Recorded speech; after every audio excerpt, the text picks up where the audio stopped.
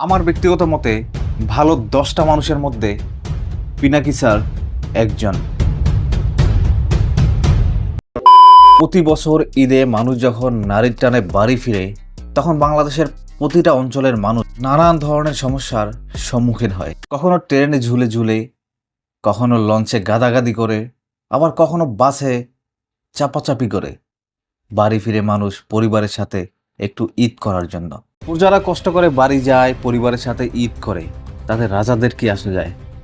কারণ রাজাদের তো পার্সোনাল গাড়ি আছে, পার্সোনাল হেলিকপ্টার আছে, তাদের জন্য ভিআইপি প্রোটোকল আছে।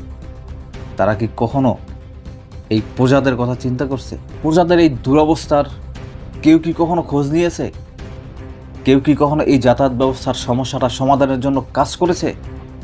কেউ কখনো করেনি। কিন্তু হ্যাঁ, দায়িত্ব নিয়েছে একমাত্র পিনাকি স্যার।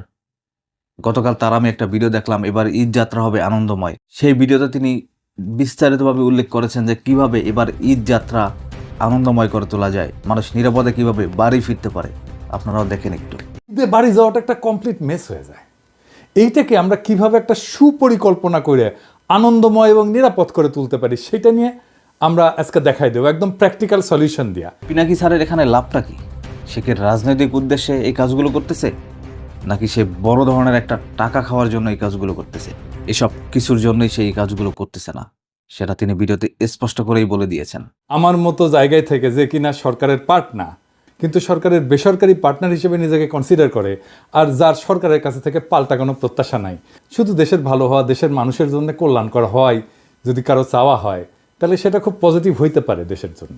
সো আমি এতটুকু বলতে পারি, পিনাকি স্যারের মতো যদি আর 10টা মানুষ বাংলাদেশে থাকতো, তাহলে বাংলাদেশের অবস্থা আজ এরকম হতো না। বাংলাদেশের মানুষের ভাগ্যের পরিবর্তন হতো। বাংলাদেশ আজ উচ্চ শিখরে চলে যেত।